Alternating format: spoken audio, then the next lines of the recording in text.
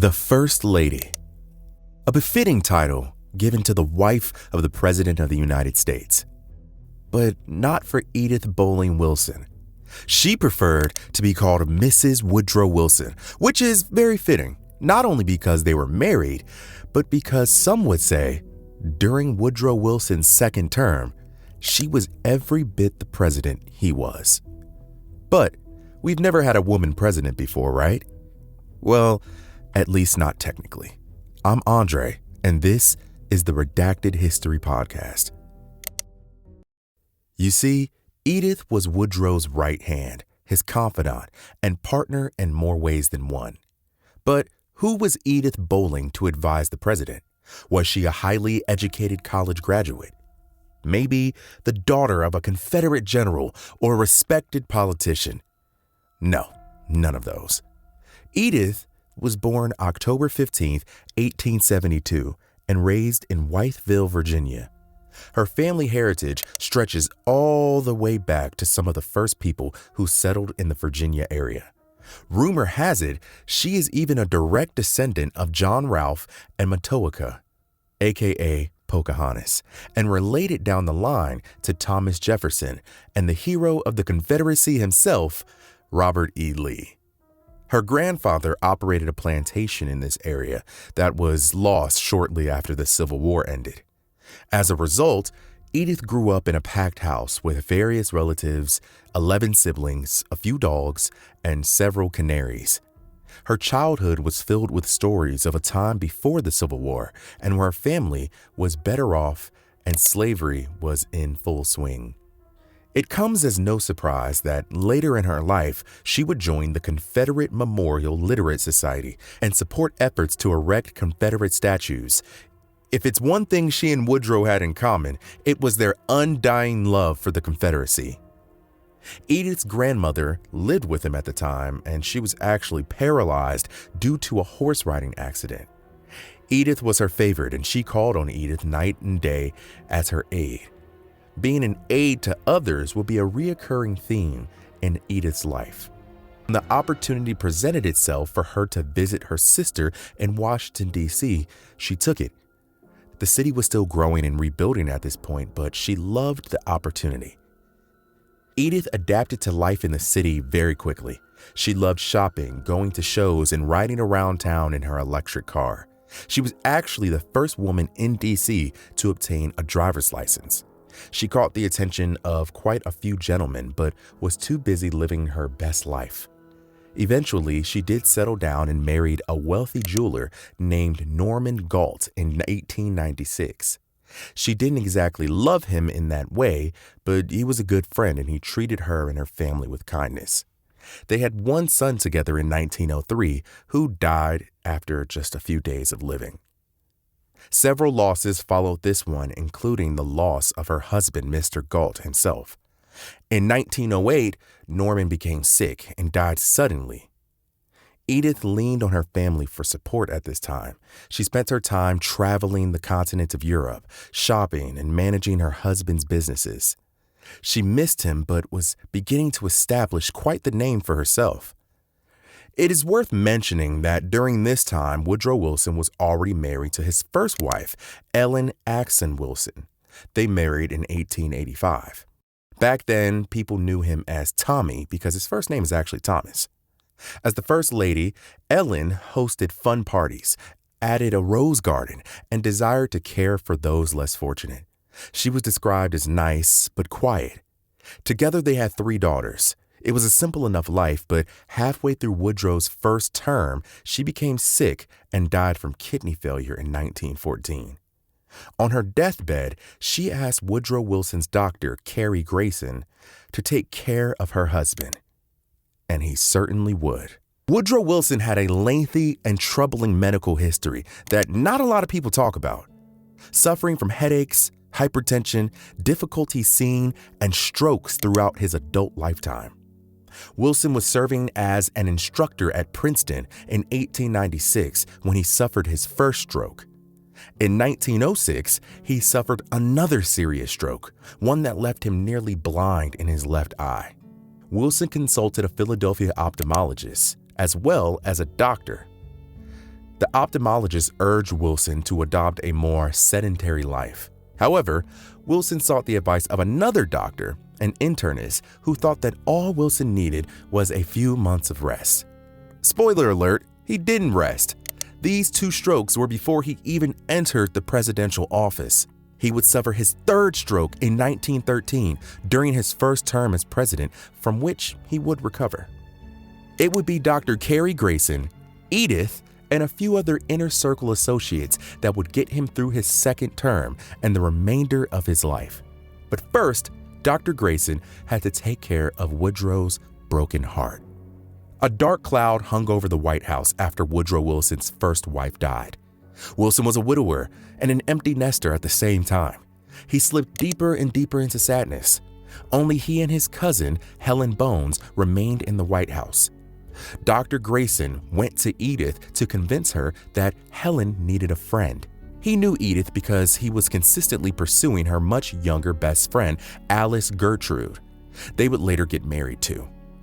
Edith wasn't nearly interested in making new friends, but Dr. Grayson wouldn't take no for an answer. He popped up at Edith's house one day with Helen, suggesting they all hang out. He made a good call because Edith and Helen hit it off and began to hang out regularly. Dr. Grayson also encouraged Wilson to spend more time outside golfing and going for drives. Being active would be good for his health and his heart. On one drive in particular, they rode past Edith. Dr. Grayson waved. Woodrow liked what he saw and asked him who that beautiful woman was. After that, it seemed like a plan was in motion. Her biography tells the story like this. One day, at the end of one of their usual hikes, Ellen invited Edith back to the White House for tea. Edith declined. They had been out and about and her boots were all muddy. She didn't look terrible, but definitely not her best. Helen insisted. They always had tea after their walks at Edith's house, and she wanted to host this time. Plus, according to Helen, no one would be inside. The president was out golfing. Edith reluctantly changed her mind, but surprise, surprise, when the elevator doors opened, there stood Woodrow Wilson and Dr. Carrie Grayson. They all had tea together, and this was the start of everything. Woodrow Wilson was pressed. He invited Edith to everything after this and wrote to her all the time. After 6 weeks of knowing this woman, he proposed, but Edith declined. They barely knew each other, and she didn't exactly feel the same way. I mean, who would after 6 weeks? Especially since his wife of almost 30 years hadn't even been dead a year. By today's standard, this would be considered a major red flag, but rather than running for the hills, Edith asked if he would give her some time to see if her feelings changed. Wilson agreed, but in the meantime, he sent her daily letters referring to her as his queen. Edith also continued to visit the White House regularly. He enjoyed telling her stories and his favorite jokes, racist jokes, which he was known for enjoying. Oh, Woodrow. He also consulted her on political matters, for whatever reason. She even helped him draft and edit one of his letters to Germany. Mind you, this was the time that World War I was kicking off. He wanted Edith's opinion on everything, and Edith liked that. Eventually, she was on board with wanting to marry him, but she didn't really want to be the first lady. She agreed to marry him if he lost re-election, but she changed her mind again after they continued to spend time together and agreed to marry him regardless. They announced their engagement in October. At this point, they went public. Just so we're clear, they met in March and were engaged in October. I suppose 7 months is better than 6 weeks. Rumors were already around town that Wilson had been seeing a mystery lady, and now the press wanted to know even more about this woman. Wilson was writing to Edith multiple times a day, sending her orchids and money. Naturally, this was a huge security risk. Woodrow's team became very concerned about Edith's influence and how this relationship could hurt his re-election. It didn't really look good that Wilson was head over heels for another woman when his first wife, Ellen, hadn't been in the ground a year yet. This was the beginning of the tension between some members of the cabinet and Edith. One man in particular, William McAdoo, tried to delay the engagement and possibly break them up altogether. See, Wilson had this special friend, a woman named Mary Peck, that he would write to sometimes. He would even send money when she was in need. Some people even suspected that she would be the next First Lady. McAdoo and his associates went to Wilson claiming that Mary Peck was jealous of him and Edith. This was all made up, by the way, but they underestimated just how serious Wilson was about Edith. Wilson went to Edith immediately and told her all about Mary. In the end, they decided to continue with the wedding. The wedding took place the evening of December 18, 1915, in Edith's home with close friends and family. No press allowed. In the middle of the night, they traveled to their undisclosed honeymoon location. The Secret Service ensured no pictures were taken. There was even an account of one journalist hiding under the floor to get a picture of the couple. All in all, they had a good time, but marital bliss wouldn't last long. It was time for both of them to get back to business. After all, there was the matter of the Great War and re-election. In 1916, Woodrow Wilson was narrowly re-elected and a few days later became sick. He asked Edith to conduct meetings on his behalf regarding World War I and the United States' involvement. Eventually, Wilson did approve and the country went to war. Edith was right by Wilson's side every step of the way, helping him draft letters, giving him advice on the war and other political matters. Matter of fact, anytime she was sick or indisposed, he still requested her input. No days off for Edith. They saw eye to eye on most things. One big difference was that Edith did not support the women's suffrage movement, which was ironic considering how involved she were in her husband's political matters. But she did agree it was a wife's duty to support her husband. I guess to Edith, wives belonged behind the scenes and not at the ballot box. She even drove with Wilson once to vote in favor of women's suffrage, but waited in the car. This belief in standing by your man is her justification for her involvement when Woodrow became too sick to govern. She swears she never wanted to be president. She was just being a good and supportive wife, but not everyone would agree. Hopefully you remember from history class that World War I was won by the Allied powers, leaving the United States in a celebratory mood. Woodrow Wilson attended the Paris Peace Conference with Edith by his side. During one meeting, he flew into a coughing fit and was later diagnosed with a possible variant of the Spanish flu. When he returned home to continue speaking engagements against his wife and Dr. Grayson's advice, he suffered a massive stroke in October 1919. This was his fourth stroke, and it left his left side virtually unusable. Woodrow would slur his speech and suffered from severe exhaustion.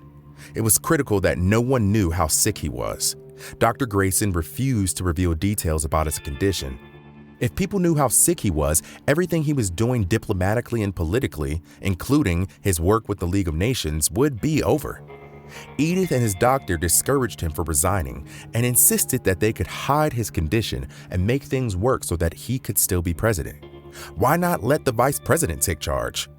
Well, at that time, there was no clear protocol in the Constitution on who was in charge if the president was incapacitated. Kind of wild to think about the fact that this was never really outlined previously. I mean, it's 1919. It's been almost 150 years since the first president was elected. And no one ever thought about this? It's almost like the Constitution is a document that is meant to be ratified when appropriate, right? Unfortunately, the 25th Amendment establishing guidelines for secession would not be ratified until 1967. It was decided that any and all communication would filter through Edith. No one was allowed to meet with or see the president. Any news that would be too upsetting would not be passed along, and any problems that could be resolved without the president should be. Edith did get his input when she could, but it is hard to know how often that really was. If you let her tell the story, she would say that she never made a single decision regarding the deposition of public affairs. However, she did have influence over what information could be relayed to her husband. Whose guidance were the people following? Edith's or Woodrow's? People began to suspect that the president was way sicker than Edith and Dr. Grayson were letting on, and that she was secretly in charge. I mean, they weren't entirely wrong. She told everyone he was just suffering from exhaustion. Mind you, his stroke was in October 1919, and his term would not end for another year and a half until March 1921. That is a long time to be exhausted. He would get a little better over this time, but nothing like his previous strength. During this time, the KKK and racial violence in the country began to grow and grow and grow. Several cabinet members grew more and more frustrated with the lack of the president's presence. Robert Lansing, the Secretary of State, who had previous tension with Wilson, mistrusted the arrangement they were under.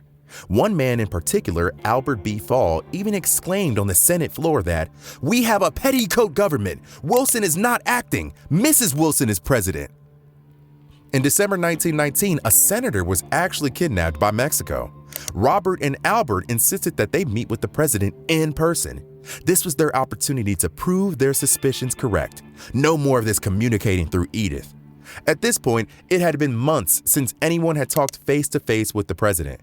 The small circle of trusted confidants, including Edith, Dr. Grayson, and Woodrow Wilson's private secretary, struck up a plan to conceal the extent of Woodrow Wilson's condition. They cleaned up his appearance, put on his favorite sweater, and used a blanket to cover up his left side. They also dimmed the lights in his part of the room to hide how sick he actually appeared. Fortunately, Wilson was having one of his better days and was able to stay coherent during the discussion. It was enough to convince them and the dozens of members of the press waiting outside that the president was in good health and that there was no conspiracy. Edith was relieved when Wilson's term was coming to an end and he was improving, but very slowly. Wilson was a little delusional and thought he could run for a third term.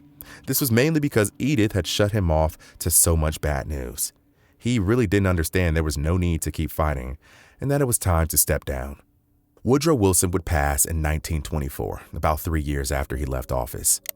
For the remainder of Edith's life, she would work to preserve her husband's legacy. I'm sure she would be ecstatic with the current criticism that they are both facing, and the fact that we all know that her husband was a raging racist and that his name has been removed from the Princeton School of Public and International Affairs.